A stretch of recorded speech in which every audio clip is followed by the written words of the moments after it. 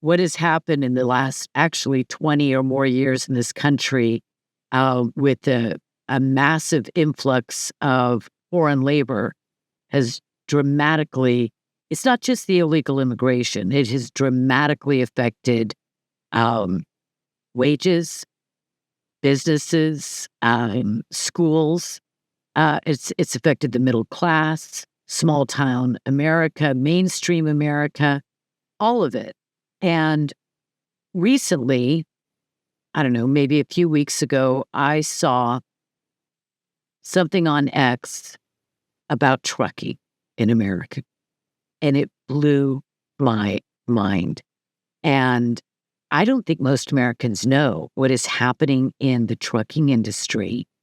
And what I would like to do is have you start off talking about your organization, American Truckers United, that was just recently formed, and why you formed it, and then go into giving us an overview of the trucking industry in America and how it has dramatically changed. I've always thought of American trucking as kind of this all-American thing. You just see the truckers. I had all these little girls, my daughters, and you go by a trucker and you tell them to do this. The kids always want that. You just see a guy in a ball cap and a diner in a plaid shirt or whatever, and it just seems all American. It's not that way anymore, but you start from the beginning and tell us your story. Yeah, so I've been in the industry for over 25 years. My dad was a trucker. I've went straight into trucking straight out of high school. And so I've done everything from working on forklifts to driving trucks. I actually spent time as a teenager. My dad owned a trucking company, and so I would back the trucks into the dock. So I learned at a really early age how to drive trucks and be around them. And so, it's just always been in my blood and been a passion of mine. And it's a family legacy, really. And so I'm very, very concerned about where the industry's headed and what's happened over the last couple of years. But, I would say I first saw it in around 2016 when we first started seeing trucks come up out of Mexico, really the drivers out of Mexico, and then truck coming down from Canada. And that was in relation to the what was then the NAFTA agreement, what we call now the USMCA agreement. And I was very exposed to that because I had almost 1,000 trucks. I was the CEO of a fleet, a large fleet of trucks. And our primary key business was cross-border NAFTA business. And there's a commercial trade zone near the border that if you're familiar with border towns at all, whether that's Laredo or San Diego or Brownsville, Texas, you talk to customs officers when you cross the bridge and come into the country, but there's also an internal check station on the interior of the United States, usually like 10 or 15 miles inside the country. Well, those interior stations are to protect us from the people who are conducting trade across the border. And then, so we have a secondary inspection station where they get checked again before they go into the interior of the United States. And so that's called a commercial trade zone so that we can conduct trade with our native countries. At some point around 2016, they started letting these non-citizen drivers beyond those trade zones. And so I don't know if a phone call will come down or exactly what, we don't know this exactly what. This was in 2016, you say? It was around 2016 when it really started to so get Obama out. administration. That's right. And so, was there a memorandum? Was there a regulation, a law? Do you know what happened? Well, there was a memorandum that really enabled it, and that memorandum is the one that President Trump just addressed in his executive order when he rescinded the memorandum that was issued in 2016. And I want to go to that executive order a little bit later. So I'm fascinated because I like to understand things, and I've always wondered how this trucking over the border, transportation over the border, carrying cargo, actually works, because from a national security standpoint, which we'll get in later again, I thought, wait a minute, do we just let these people come in from both sides, Canada, and they just drive over? Because they certainly couldn't handle all the inspections when you've got, Mary or Maria and Tomas or whatever coming up from Mexico and coming from a vacation or something, or just coming to a job. So what happens is they do some kind of initial check, but then they go to this trucking zone that is, it's called a commercial trade zone, 15 miles or 10 miles inside the border. And that's when a more thorough examination is made, or inspection. And so because of my long history in the industry, I've experienced the way it's supposed to be and the way it's historically been done, and then what they're doing now. Tell us what the way it's supposed to go through those three phases. Yeah. So historically, when it was functioning properly, a foreign driver would come across the border and he would be limited inside that commercial trade zone. And so he would bring a load of automotive parts, steering wheel. He'd come across the border and he would drop that trailer at a yard in a border town. And then he would get another trailer that's destined for Mexico, and he would go back to Mexico. So he would visit. He would come across, he would make a quick visit, like within a couple hours. Right. He would be in the country and he'd be back out. And there's a special visa just for that. It's called a visitor visa. It's a B1 visitor visa. It's not a work visa, because you're only going to be there for a couple hours. Mm-hmm. And so at some point, and I don't know who made this call, but we know the Biden administration issued the memo on the English proficiency. But at some point, somebody decided to start letting these drivers go past the trade zone check. How far past? And so our enforcement all the way across the country, no limits. So once you get past that secondary inspection, there are no more immigration officers that you're going to talk to anywhere in the country. And so as soon as they decided to let these truck drivers go past that interior inspection zone, they had free reign to go anywhere in our country.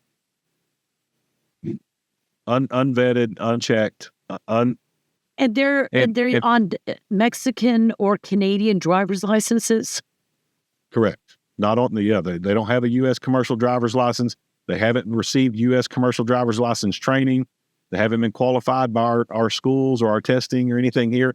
We're just relying that they receive proper training in Mexico receive in Mexico. Because the education system south of our border is so extraordinarily high level. Do they speak and read and write English? Almost exclusively not. Almost none of them speaking. I think I heard a report the other day, like 20% of these drivers are able to speak some broken English. And so we actually have a memorandum that was issued by the Texas Department of Public Safety that illustrates how many of these commercial driver's licenses coming out of Mexico are just completely fraudulent. And so they filed a petition. The Texas Department of Public Safety has such a problem with all of this down there in Texas. They filed a petition with the Federal Motor Carrier Safety Administration asking them to please start issuing U.S. CDLs to these non-citizens. So their solution, instead of push them back to the trade zone, was let's start giving them CDLs in the United States. And so, of course, we're not for that. We're like, whoa, what are you talking about?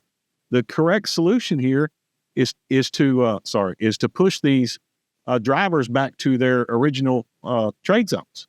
I don't want any of them in the United States driving on our roads.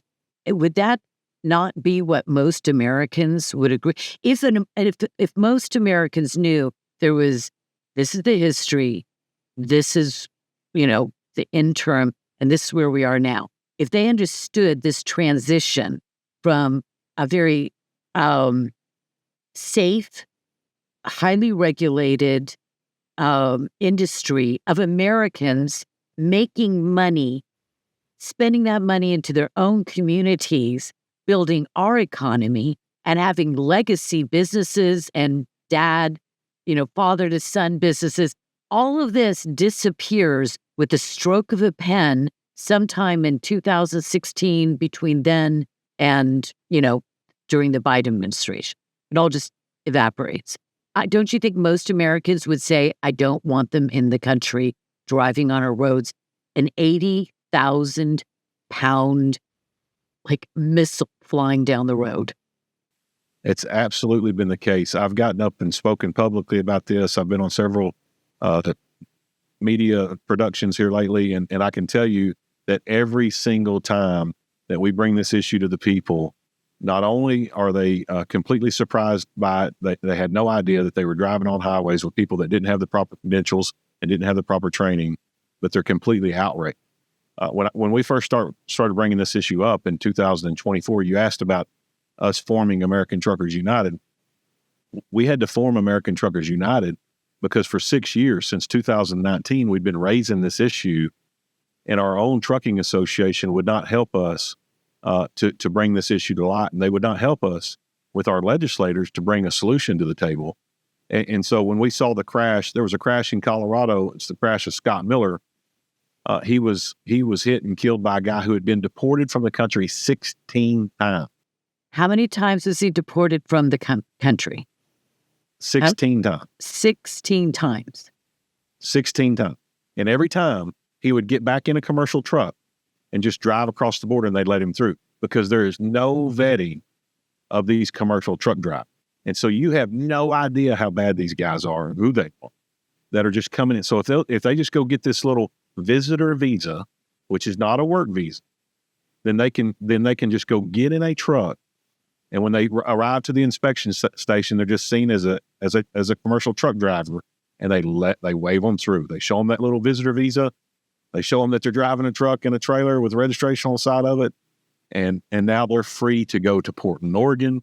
They can go to Chicago, Illinois, go to Atlanta, Georgia, and anywhere in this country. And then there's no way to validate that driver came back. So there's nobody checking that the same driver that went up and went into the country came back. Well, they could be swapping drivers or delivering drivers. We do a lot on immigration, mostly not the illegal immigration. I believe that's being handled. It's the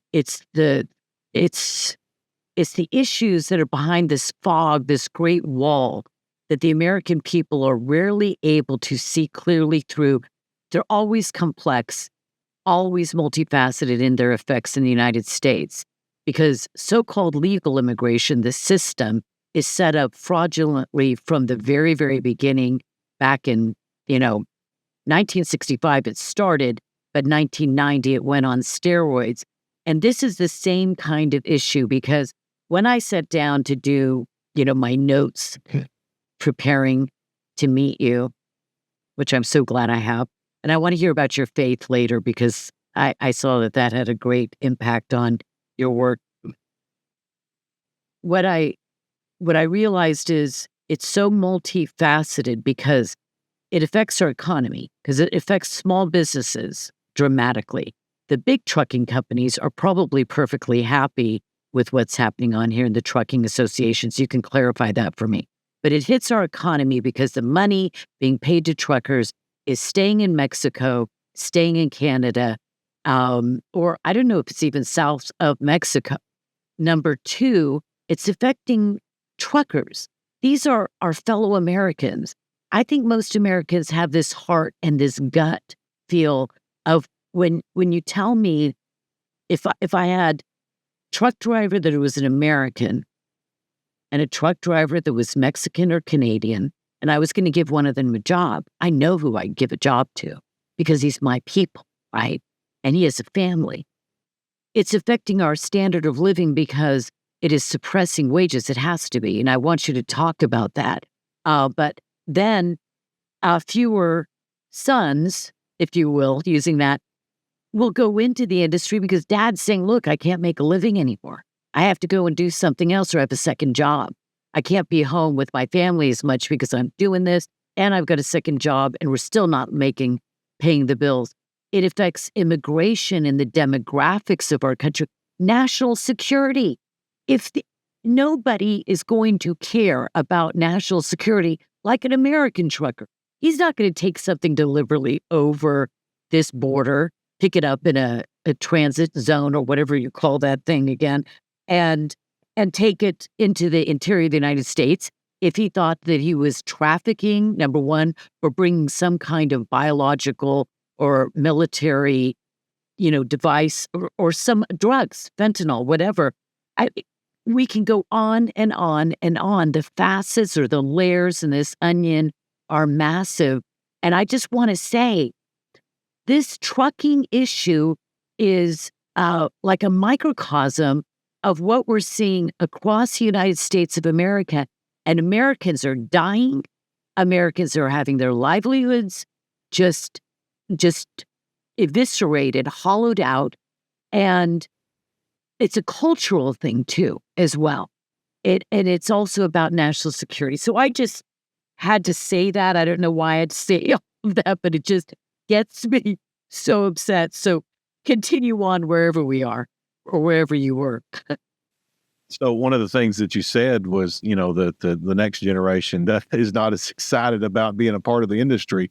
And that's absolutely true. We actually had a case of that recently when a company out of Florida called Davis, I think it's Davis Transfer or Davis Express, he announced he was going to close his business after 50 years, and he couldn't give it to his children. He couldn't give it to his children because they had watched their dad just pour money back into a negative cash flow operation because of the state of the trucking industry right now.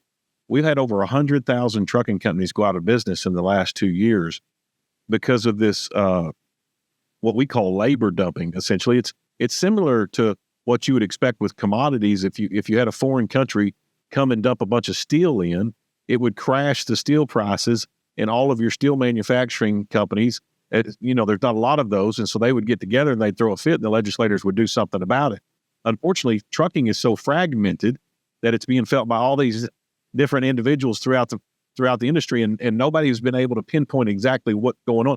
Nobody could explain why trucking has been in the worst, what they call a freight recession that the industry's ever experienced in the last 3 years. I don't know if you're aware of that, but it's been the worst freight recession that we've ever had as an industry, and it only continues to get worse. It has no sign of abatement. It has no sign of recovery right now.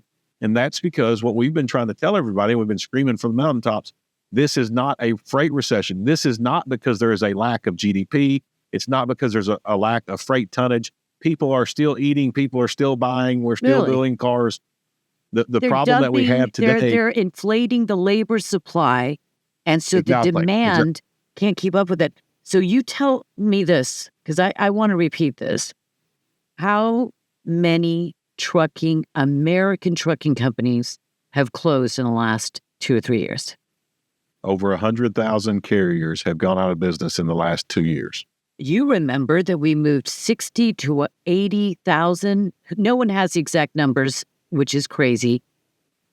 Factories from America to China and secondarily India. 60, 80,000. That destroyed small town America. And you're telling me 100,000, and I'm assuming it's mostly the mid to small size and the independents. That's right. Of course, because the big guys are never going to get it. So 100,000. Yeah. How many truckers, how many truck driver jobs are needed or need to be filled in America at any given time? Well, so that's where it gets even more complex. So they've dumped all this labor in, and I described one of the vehicles for that, and that was the USMCA drivers coming from Mexico and Canada. There's this whole other group of drivers now that are called non-domiciled CDL, and so not only do you have Mexico and Canada, now you've got Somalia and Serbia and India and all of these other countries that are now bringing in drivers. They're being issued asylum. And then they're able to get what's called an employment authorization document or an EAD card, and that's all they need to go apply for a CDL. And so we are now, within the last 4 years, we are now issuing direct to non-citizens a U.S. commercial driver's license, and that's been the real multiplier here. That's where a lot of the drivers have really started coming from in what we call the dumping process, and that's because for the first time, there was some on the USMCA drivers. There was some focus on cabotage, and cabotage is a violation of the trade agreement where they're not supposed to move freight inside the United States point to point.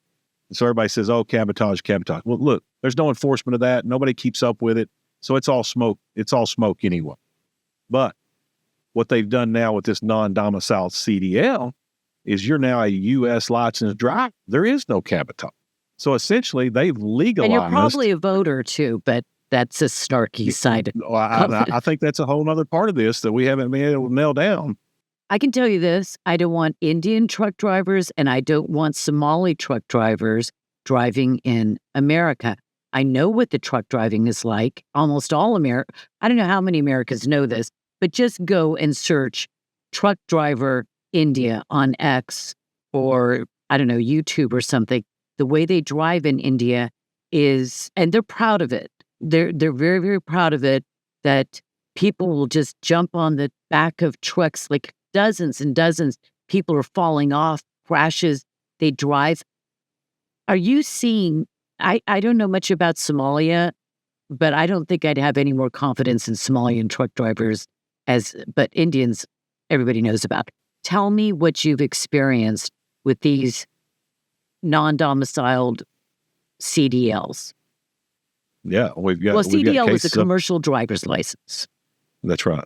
So they're getting an American commercial driver's license. It's just, do they put a little thing there, non-domiciled, on the card? Or it's supposed to say non-domiciled on the front of the license. But that doesn't stop them from getting on or doing anything. They can drive virtually any truck at that point. Absolutely. Do they test in English? No, they can test in their own language.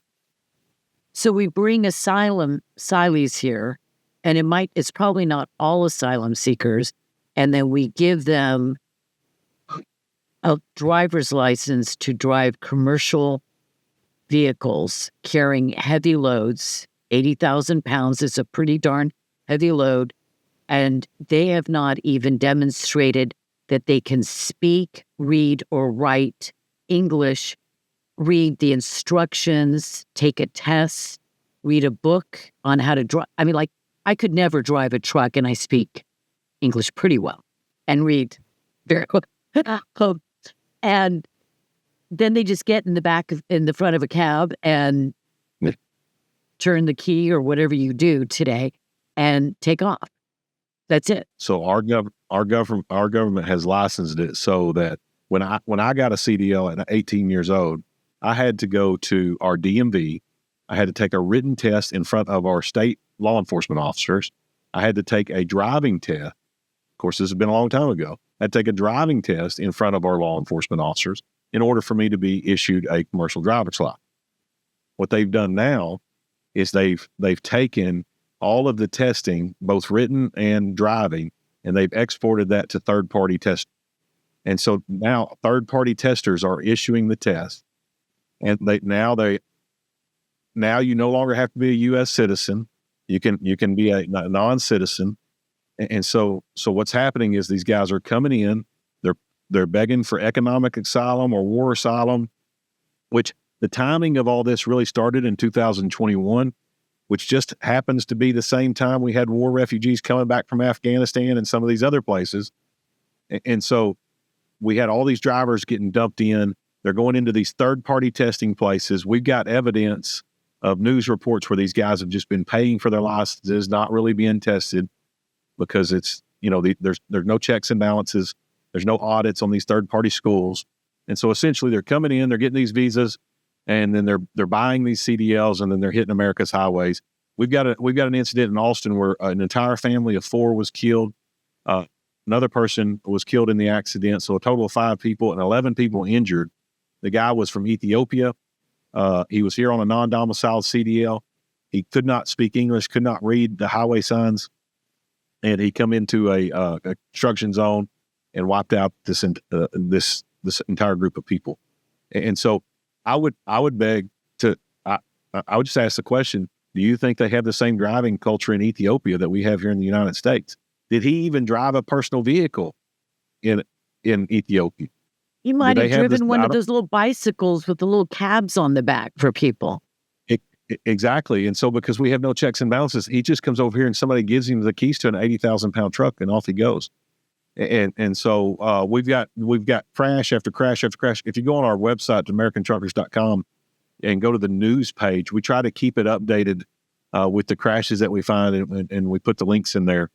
It's so heartbreaking, and it's so unnecessary.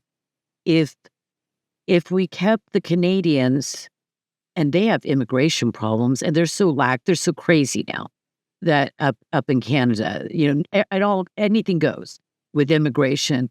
And I started thinking about this not too long ago, that it used to be that you'd think you're bringing Canadian in, and, Canadians, they're going to have, even though we have major differences in beliefs in terms of political thinking, there's still Westerners, still Western culture. And so you think of Canadians coming over the border, and it's just no big deal. It's just they're Canadians, right? But with the wave of immigration, they opened the doors up like Biden years ago. I don't know what year it was. And now from third world countries all over the world have streamed into Canada. And they have all the same problems that we do with it. They're not trying to solve it, I don't think. At least the government isn't.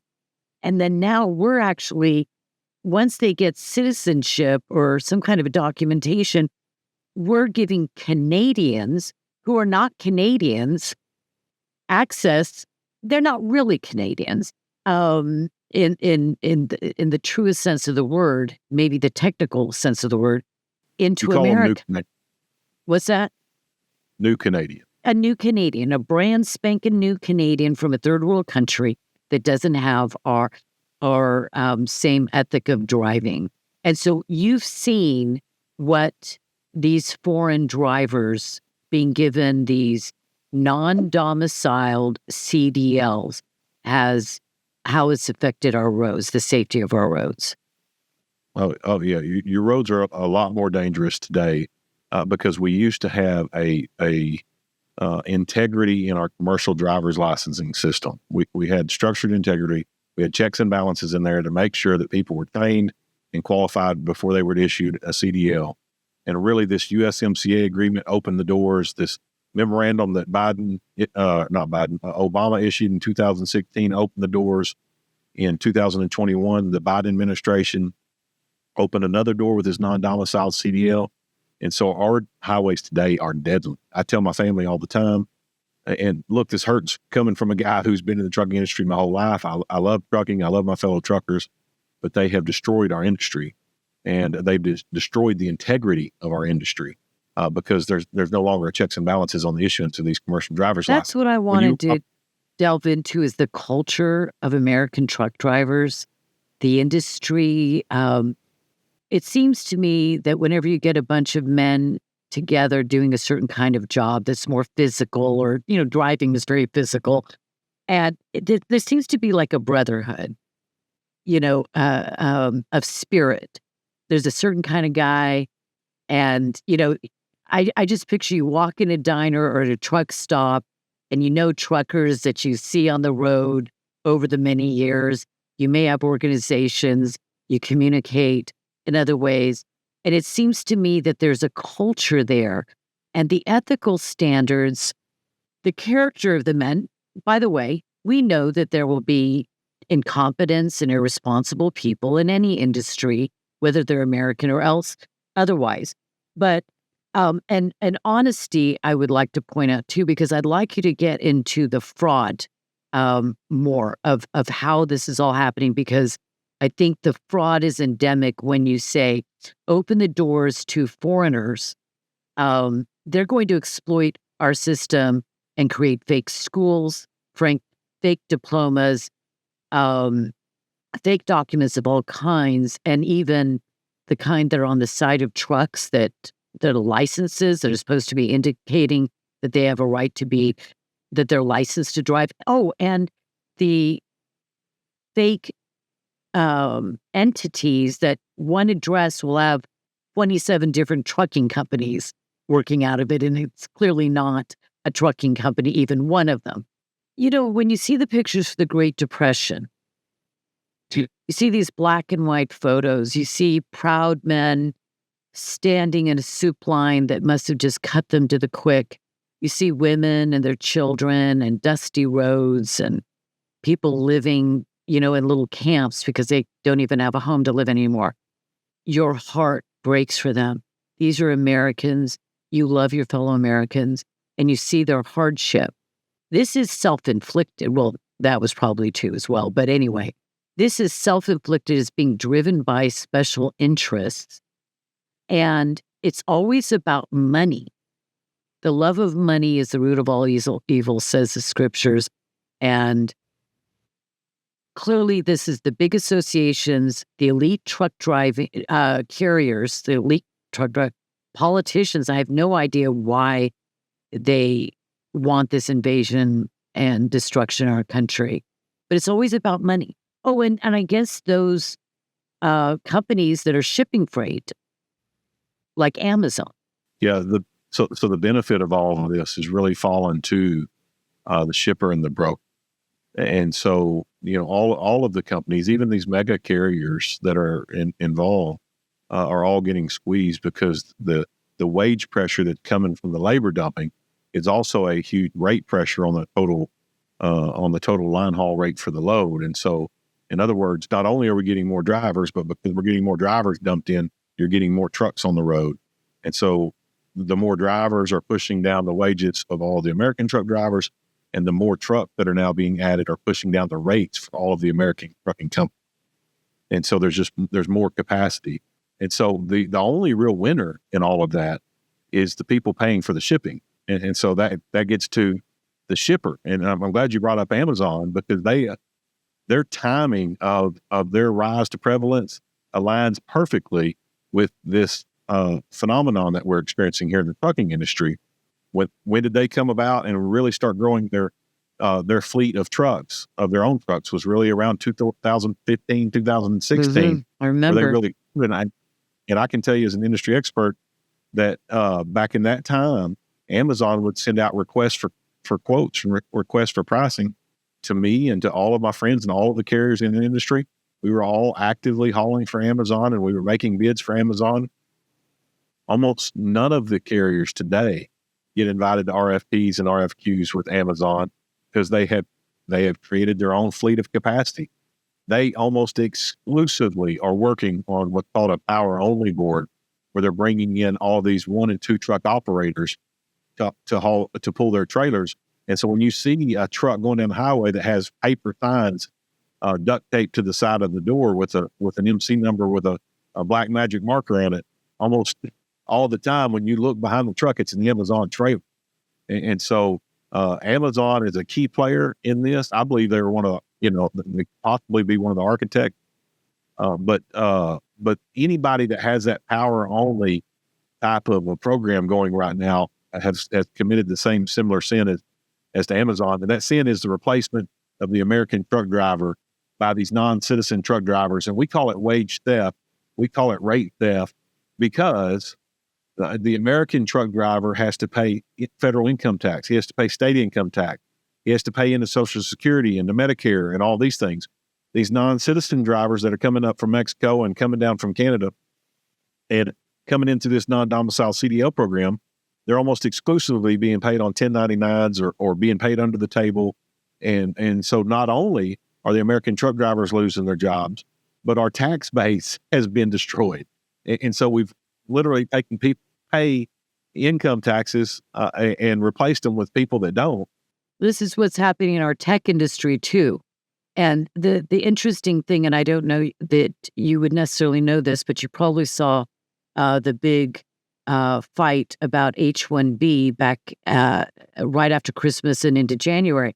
And with H-1B, what happens is these foreign companies and individuals literally set themselves up to be the supplier of a foreign labor, cheap foreign labor in the United States.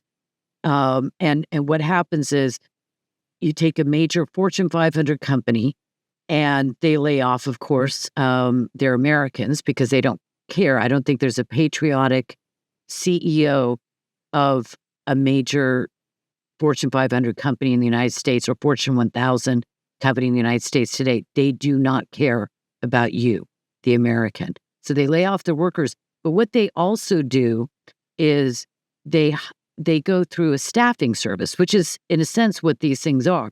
It's off the books. It's not saying they're able to hide how little they're paying, and they're able to hide all of it because it's going through another company, and you don't know that name of that other company. It could be India staffing, or it wouldn't be, it'd be American staffing. And really it's only hiring Indians, for instance, and they're paying them $7 an hour, $10 an hour, and an American would be making $110 an hour. And so it's kind of the same bait and switch and corrupt, fraudulent system, I think.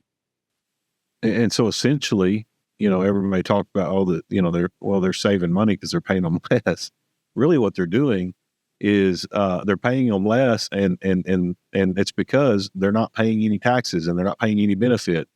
And so the real crime here is that you're holding these American truck drivers and these American tech workers to one standard and enforcing them these income tax laws and things on them. But then you're bringing in this other group of workers and not holding them to the same standard. And so the difference between the two is really the tax evasion. How about the insurance too? Yeah, the tax evasion. We're talking about our incredible debt in the United States of America, and what we're doing is allowing foreign workers to work here. Same thing with tech workers. They're working here without paying Social Security, Medicare, and all of those fees and taxes as well. The OPT people, but what about insurance? Is every driver out there from Mexico and Canada adequately insured? Will those individuals or the property or lives that are affected, will they be covered? Do we know that they are? We've got fraud throughout the whole process. Whether it's, if you're going to have fraudulent CDLs, you're going to have fraudulent insurance. And so we've got fraudulent authorities, we got fraudulent insurance, we got fraudulent CDLs being issued, and then we've got the freight fraud situation. So what we've seen when it comes to liability in an accident, when one of these guys hits your family, they're only covered by minimal amount of insurance, and they've got a system set up. You talked about earlier, one address having 20 or 30 different carriers. There's actually one address in California that has 700 trucking companies at one address. And listen to this. One of the guys who was filmed in the LA riots this weekend, if you want to call them riots or protests, whatever you want to call it, owned one of those. Insurrection. I'm calling it an insurrection. Yeah. Insurrection. Well, one of the guys was filmed in the events this weekend was one of the owner operators that owned one of those authorities at that address, which I thought was incredible, because now it leads to, okay, now we know who some of these people are. And how'd you find that out? It was released on Twitter. They tracked down the guy's identity and tied him into that. It was, Twitter's amazing. I love it. So, and so the fraud is just rampant through the whole process. And so if you're an individual and your family's hit by one of these guys, and he's at one of these, he's got one of these ghost fleets with his name taped on the side of the door, and with minimal insurance, you're going to receive maybe a $750,000 policy or whatever. He's going to shut down and he's going to disappear and he's going to go create another company. And that's what they've been doing. Oh, I didn't even think about that, because if you've been in business 50 years, you're going to have to, your insurance is going to cover it. You're not going anywhere. Yeah. You're in Georgia, you're in Arkansas, you're in Ohio, whatever. But these guys just shut down the business, open up under another name, and it's just going to be impossible. Well, what is? Not only is your insurance going to cover it, your balance sheet's going to be required to cover it. So if you don't have enough insurance, they're going to reach into your company and make you liquidate things to cover for that accident. But if you've got a fake CDL and you've got this authority that you've created under this fictitious name, it's nothing for you to just shut down and start a new authority. And so that's what we've seen them do. It seems to me that the only solution, and the solution that would resolve every one of these complexities, is this: restore it to, let's just say, pre-2015 or pre-Obama regulations, memos, executive orders, whatever, and also reverse 100% all of the Biden era regulations and then and executive orders, and then look at it again and tighten it up again. But if we went back to these commercial trade zones, and that no Mexican and no Somali or Indian, all those non-domiciled CDLs were reversed and then just made invalid, and then nobody from Canada, wouldn't that end it overnight? I mean, that would be it, right? Oh, absolutely.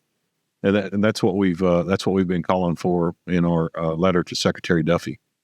Because why should we be saying, all right, Mexico needs to increase their driver education, or we need to get these schools that are going to be so many fake, fraudulent schools, we need to get them to teach better. We need to have better oversight, and we need to have better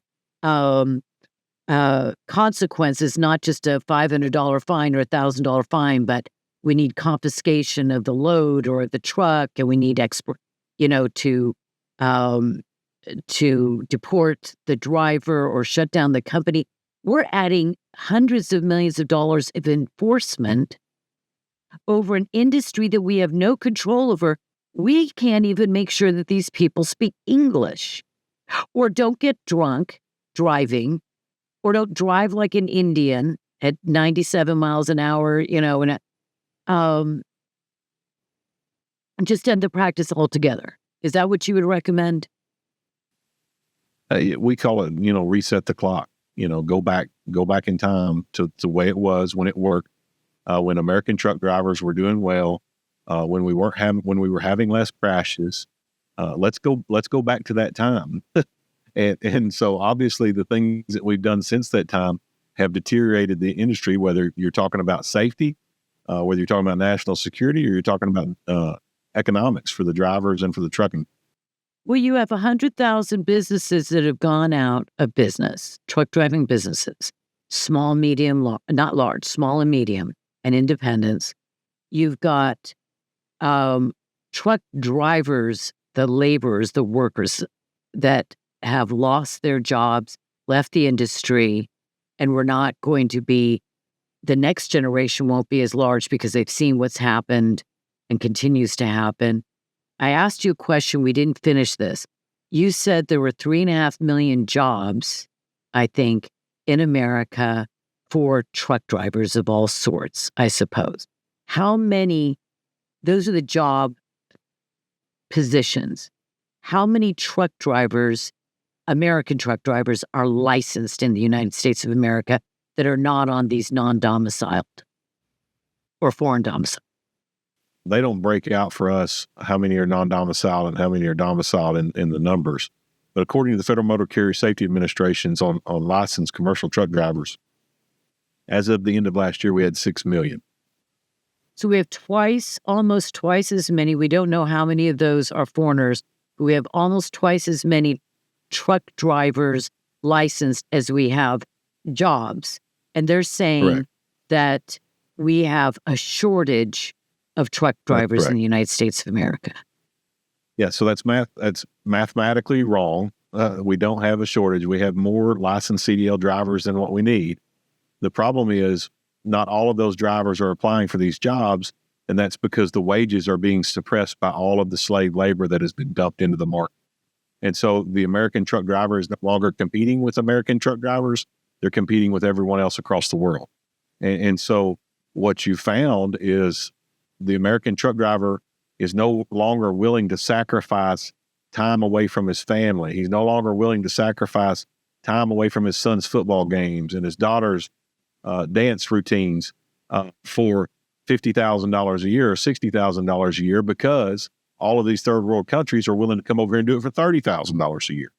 And so their wages are being suppressed to the point that everybody's leaving the industry. And so I always say it like this: we've got two ecosystems. You've got the ecosystem of the legacy American trucking company and the American truck driver. And then you've got this new ecosystem of non-domicile and foreign CDLs. And this ecosystem, because of its competitive advantage by avoiding taxes and avoiding insurance and regulations, they're taking over, and the American truck drivers are going out of business. And we're going to be left with an industry that is completely dominated by this group of drivers. And these guys will just be priced out. And you know what? In 20 years' time, we'll be hearing Congress people, probably first generation immigrants, saying, we don't have enough truck drivers. This is one of those jobs that Americans won't do. We won't do tech. We won't do dishes. We won't cook. We won't make beds. We won't work in agriculture. I've gotten to the point where I'm asking, okay, you just tell us what we're allowed to do in America anymore, because slowly but surely, every darn industry, we're being told we don't have enough Americans that want to do this, or this is something Americans will not do, both of which are lies across the board. There is no work in America. You can look at the statistics. There is not one industry or job type in America where Americans are not the majority of the labor in that division, or they're like in only a few out of the 750 or 800 official list of job classifications, only like 2 or 3 have slightly more foreigners working in it. So Americans will work all those jobs. Tell me about the culture of the American truck driver. The American truck driver is, we're a proud group, and it's the kind of guy, blue collar guy, that has either worked in a factory before and got tired of the physical labor, and so he got on the highway to avoid the physical labor. It's a guy that his kids, a lot of times his kids are grown, and so he wants to get out on the empty road and experience the world. But it's also the guys that's got young children at home and a wife at home, and he wants to get home regularly to watch those baseball games and watch those football games. And so it's a unique blend of just the middle class American male and female, and it's predominantly male, but it's all races, and they're hard workers. If you look at the amount of time that they spend actually in their truck and away from home, they work a lot more. Everybody says they have a 70-hour work week because that's what they're able to log, but they actually work a lot more than that, because they're, all of us get to go home at the end of the day and be with our families, and they're in that slope. And so they're a hardworking bunch of people, and they deserve to be paid for their time, and they deserve to not have to compete with the rest of the world. They deserve to be paid a living wage for what it costs to live here in the United States. And the tragedy that I'm seeing on their faces today, and that I'm seeing all throughout the industry, is they're no longer appreciated. They're no longer respected, and they're definitely no longer paid for their worth. And it's a travesty. It's a tragedy, and it needs to be corrected. And the only way to correct it is to put that burden on the people that came in here and took that right away from them. There needs to be a deportation level event when it comes to non-American drivers, including those that have been issued these American CDLs that should never have received them to begin with. You point out something that I think is integral to this question, and that is quality of life, competition with the world, standard of living. The reason Americans can buy stuff on Amazon and make them the wealthiest country in the world, and buy sporting equipment for their kids and go on vacations and send their kids maybe to a private school or whatever, buy a nice house, is because we have a standard of living. That is our culture. That is our environment. We have a standard of living. And we have to be able to make the money that will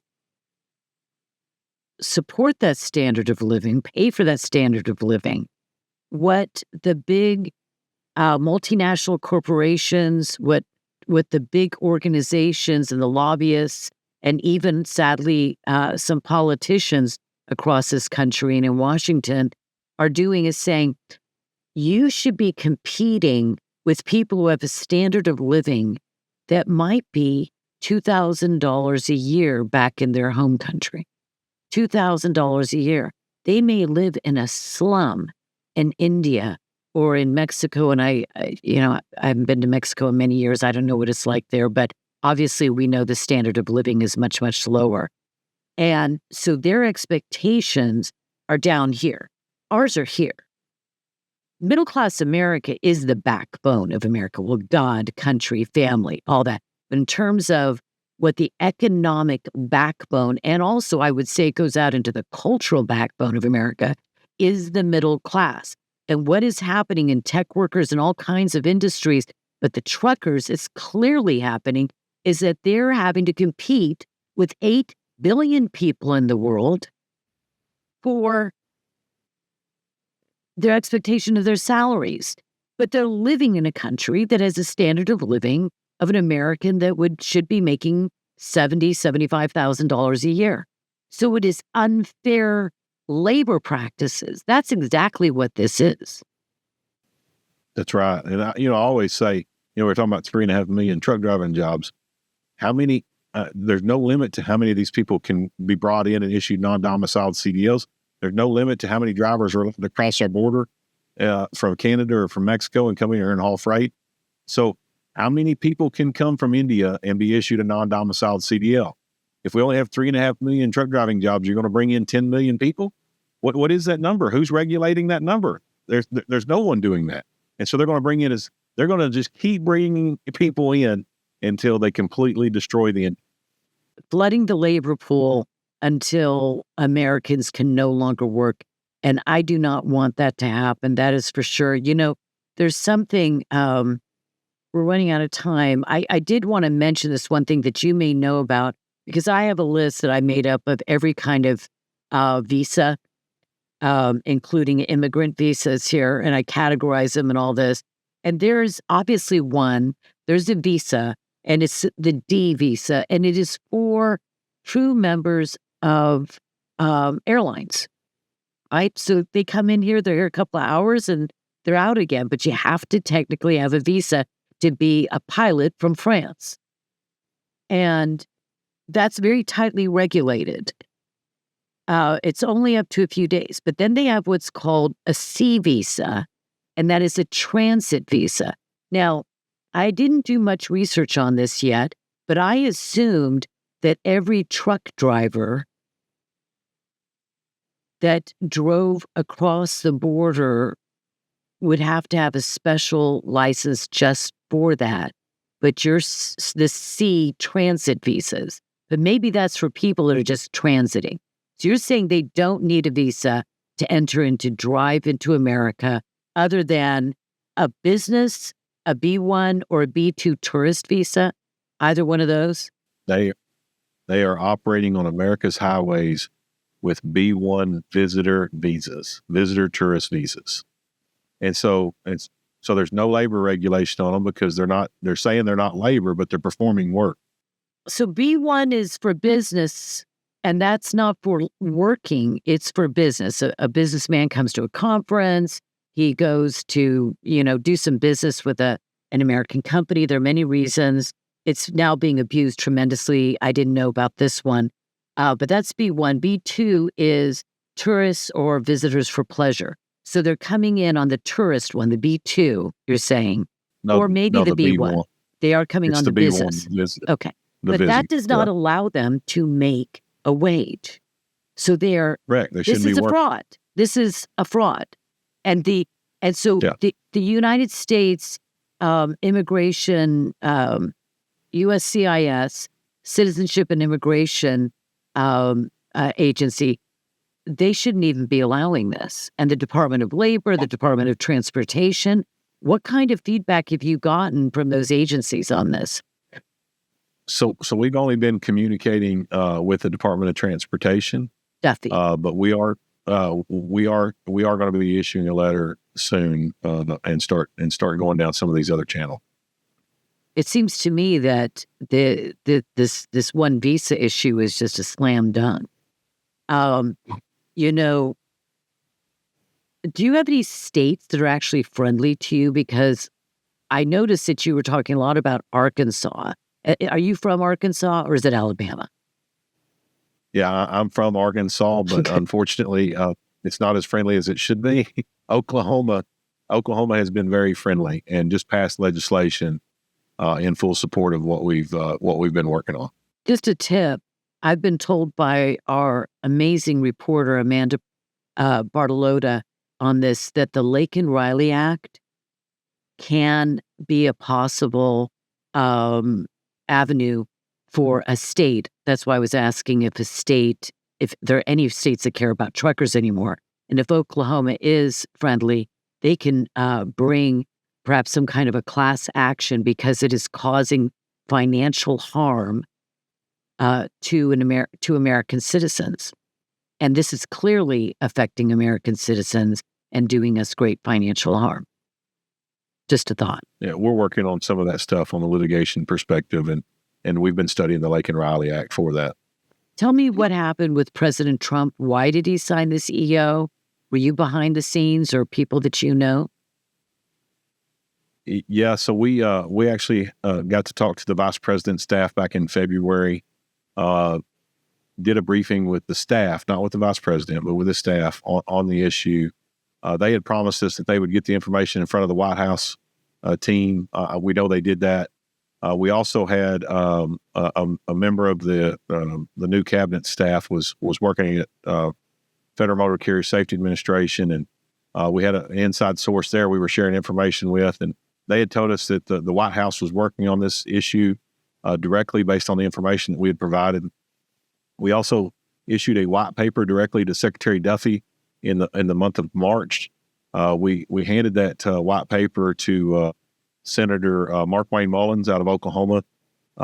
He delivered that to the office of the White House again. And so the White House was getting it from several different directions. I didn't personally get to have a conversation with the president, but if you read the executive order, it's the exact same topics that we addressed in House Bill 1569 in the state of Arkansas. And that was number one, English proficiency, calling for it to be an out-of-service violation. The second thing that we were calling for was a ban on the non-domiciled CDLs. The presidential executive order calls for an investigation into the nuances that we identified, which is this irregular issuance problem, and then the numbers where they're being issued.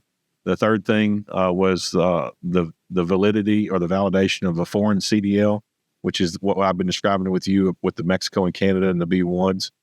And then the fourth thing was the living standard of the driver, which is the labor dumping that we've been talking about. Because of the non-domicile and because of these unvalidated foreign CDLs, we've had this massive wave of labor be dumped on top of the American truck driver and suppress his wages. And so by the end of the month, we're supposed to have some action here taken by the Secretary of Transportation. Maybe he's going to announce a plan, but we do expect him to take a position on non-domiciled CDLs and the foreign CDLs and talk about the living standards of the American truck driver. All of that. This executive order would study some things.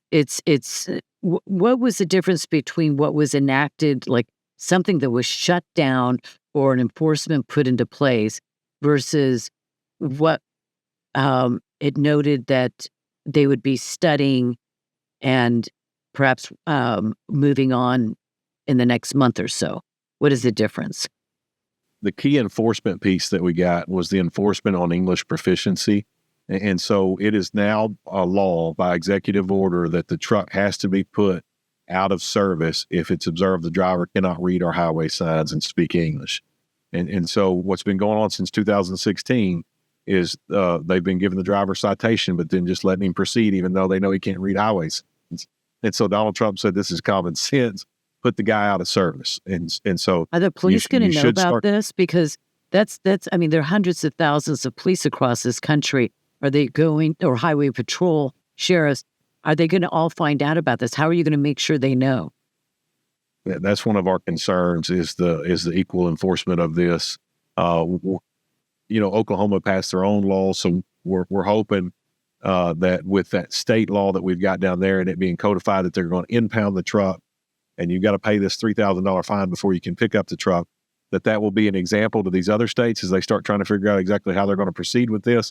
They can look to Oklahoma, see what Oklahoma's doing, and let that be the standard that everyone follows. And so we're ready to help any state follow exactly what they did.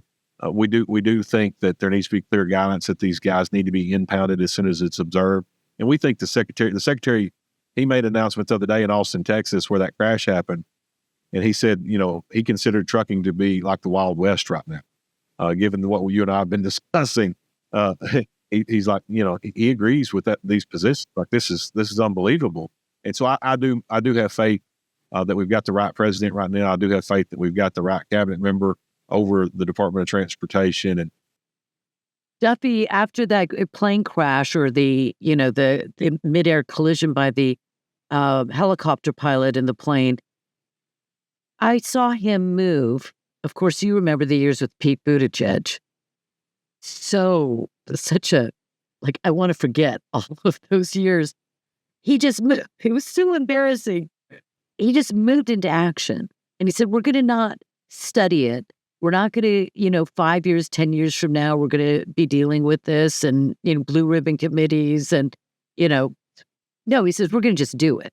We're just going to act and it's going to happen. It's going to happen now. And what I guess my final question for you, that we didn't get to go into Amazon and these automated driving trucks or whatever that whole issue is, that's really scary. Amazon, I think, is probably just like Microsoft, really bad actors. Microsoft is in the tech industry and offshoring and insourcing foreign labor to take American jobs and suppress. I think that Amazon probably is one of the big movers and shakers here. Do you think that that's the case? Oh, absolutely. I think, it appears that they're one of the great architects in this whole design. And so, too much power. We really need to get a grip on that. And there needs to be regulation to prevent them from controlling, this non-domicile capacity the way that they are. Yeah. So your last word, tell me what we're not doing. Tell me what's not in the EO or, something that's happening out in the States. How are we going to just clean the entire system out? What are we not talking about? Or what are you not as hopeful for? The executive order calls for the investigation of the non-domicile CDLs, and it calls for a review of the validation of the foreign CDLs. It does not call for revoking and banning. And so to go back to what we were saying earlier about resetting the clock, we need to reset the commercial driver's licensing system to the way it was before they started issuing these non-domiciled CDLs. And that was, they didn't get issued to non-citizens. And so we need to close that loophole. We need to close the loophole of them being able to use a visitor visa to come into our country to perform labor. We've got to close that loophole. And I would say one of the things that we haven't been saying enough and that we're going to be more vocal about is we need to do away with this third-party testing. Drivers need to go into it. We pay all these taxes for these DMVs with all these employees. Drivers need to be going to the DMVs. They need to be taking their written test at the DMV. They need to be doing their driving test at the DMV.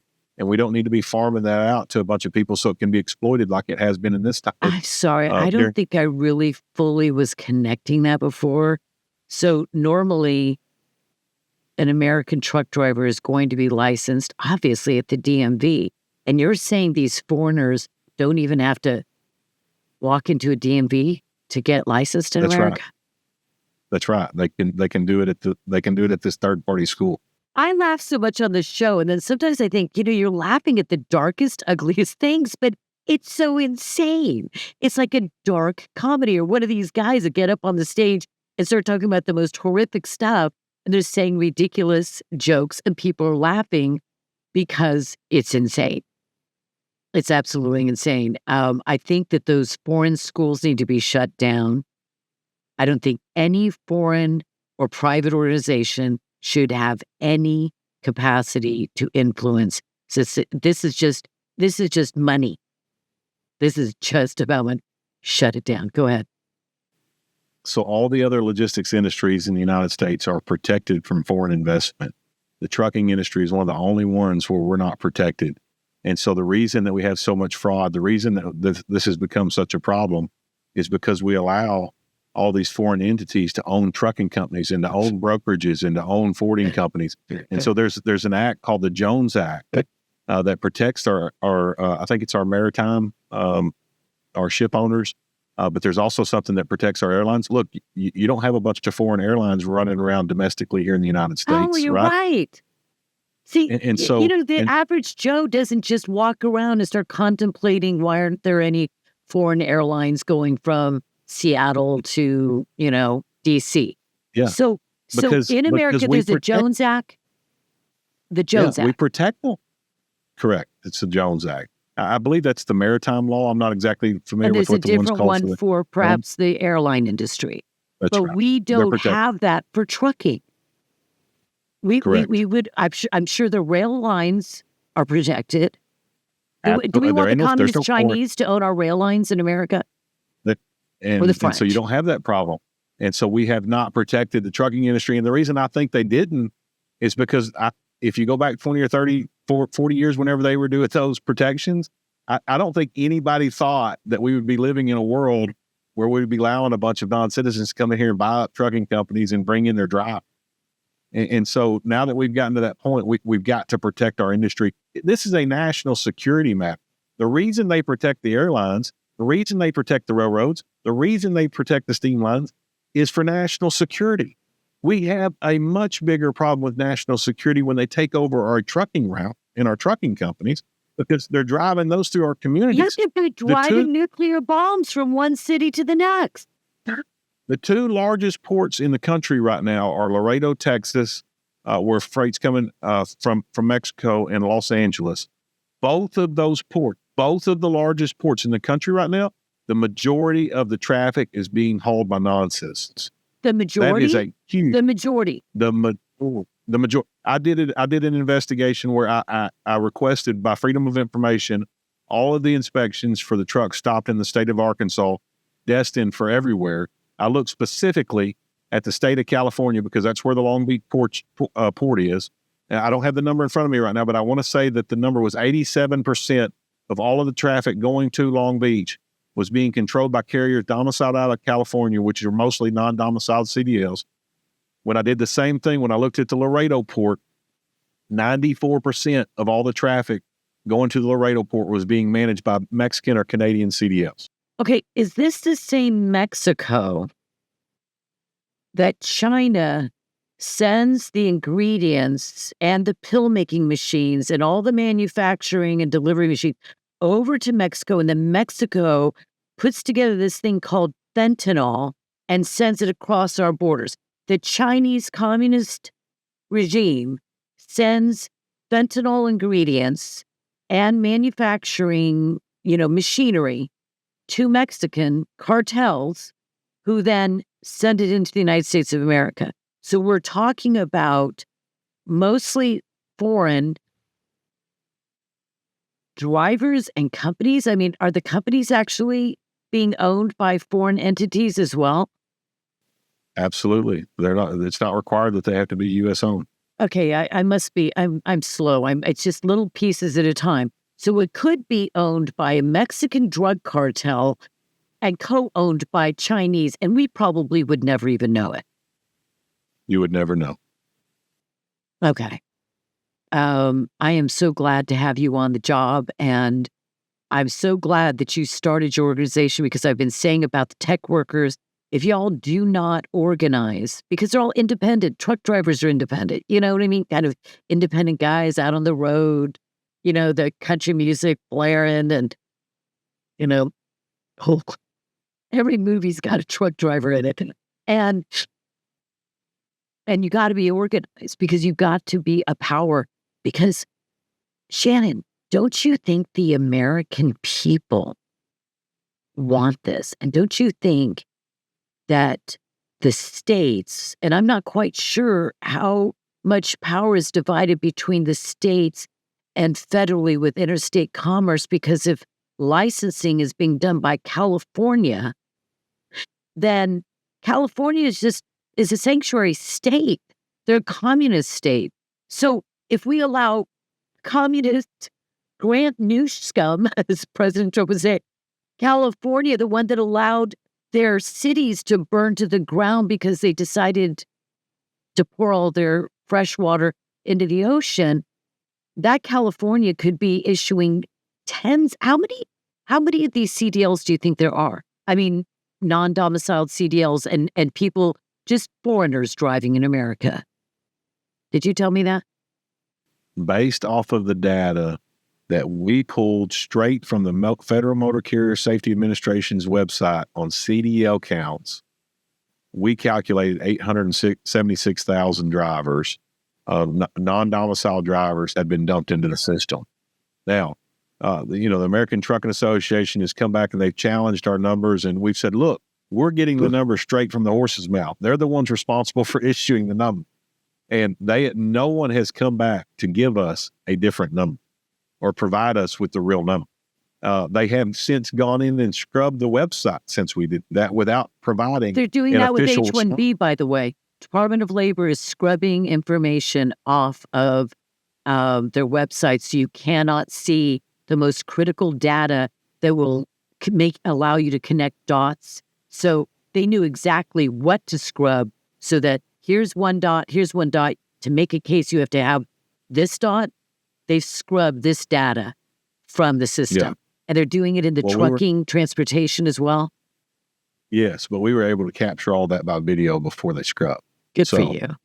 So we have all that data, but they've since scrubbed it, and so they didn't change the total CDL count. So you can't say that you got 6 million drivers today, and then go in there and scrub 876,000, and your total's still 6 million. Where'd the 876,000 drivers go? Hopefully back to Canada. To think that there'd be almost 870,000 foreigners driving on our roads, driving an 80,000 pound. Well, they're not all 80,000. They could be an Amazon truck that's maybe a smaller one, but that's not the point. I don't want them out there. I certainly don't want almost 1 million of them out there. And I suspect because there's different religions, ethics, values, moralities, every culture is not the same. Otherwise, there wouldn't be unique cultures. Our culture is Judeo-Christian based on the Bible. And I know you're a believer. I know that you understand what Jesus tells us about honesty and how we are to treat one another. And of course, obviously, Mexico is mostly Christian.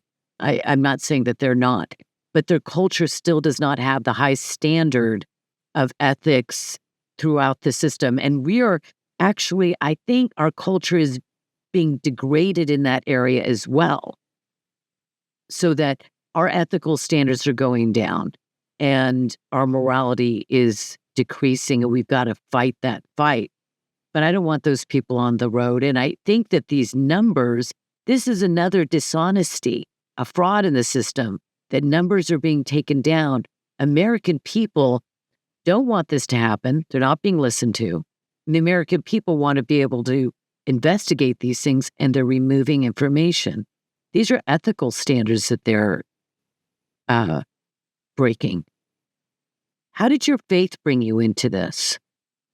I haven't always been a very spiritual person. I got saved at a young age. But I first started working on this issue in 2019 after I laid off 400 American truck drivers to the competition from foreign commercial truck drivers. And I'd gone and was speaking to my legislators about the issue, and really just kind of outraged that I was having to lay off all these workers and wasn't getting any support. Definitely wasn't getting any support from the Trucking Association.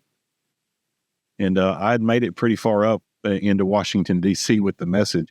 Actually, during Trump's first administration, I had gotten the message to him, and he was wanting to help. And I didn't get to speak to him again. I was speaking through a third party. It was through a senator from Arizona. But as I was working on the issue, I got pretty far with it. I received a death threat in 2019. And so I call that my cave time. And so in the story of 1 Samuel, when Saul was pursuing David, he wanted to kill David. David ran to a cave, and so I spent a little bit of time really reflecting on life after that. And I put the issue down and didn't mess with the issue for a while. And in 2024, I saw the crash of Scott Miller, and I felt the Lord specifically call me and say, this is what I want you to do. I want you to go fight this issue, and people are being killed now, and this is your calling. And so when I formed American Truckers United, I put Psalm 34. If you look at our logo, Psalm 34 is written on the license plate of the truck, and Psalm 34 is the psalm that David wrote when he was in the cave of Adam. Oh, he wrote. He wrote several psalms, but that was one of the ones that really touched my heart, and that's the one where he says, "Taste and see that the Lord is good." I think it's Psalm 34:8 where he says that. But yeah, so this is not just a trucking battle for Shannon. This is a very spiritual thing for me. I think the Lord's called me into this to protect these families that have been injured, to protect the American trucking industry that's been damaged. But also, I think more and more as this progresses, it's about our country, and so God's called me in this to help protect our country. And I'm privileged to know a God that knows me and would involve me and call me into something like this. And so, it's a pleasure for me to be a part of. Fighting the good fight. Thank you so much for what you do. I really appreciate it. Keep us informed of how things are going, and if we can be of any help. I really appreciate your work and your mission. It's absolutely lovely, and it's so absolutely necessary. I would say, if the listeners would visit our website at americantruckers.com, there's a signed legislative petitions link there where you can click on that, and it can take you directly to our petition where we're calling for Secretary Duffy to ban and revoke these non-domiciled CDLs and to push the foreign CDLs back to the trade zones, which would reset the trucking industry back to the standard that we've had and that we've all known and loved and trusted for decades. So that's the one thing that you're saying. It's obviously the non-domiciled CDLs are crazy, lunatic, but the terminology is to push back to these interior transit zones or trade zones. Can you give us that so when people know exactly what to demand and say this is the solution? The B1 visitor visa is a visitor visa. And so we have those economic trade zones. So if a guy comes from Mexico and he comes across, like somebody has to actually take the load across the border, right? Whether that's an American driver or Mexico. So somebody does need to visit. What they don't need to do is they don't need to visit Michigan. They don't need to visit Minnesota. They don't need to visit Illinois. They need to visit the trade zone. So they cross the bridge, they drop the trailer in the border town, and they go back. That's a 2-hour process. Right. That's a visit. Right. But when you go to Michigan and you're gone and you're up there for a whole week, you're not visiting, you're working. And so what we're calling is don't let them out of the trade zones. Let them into the border town. Restrict foreign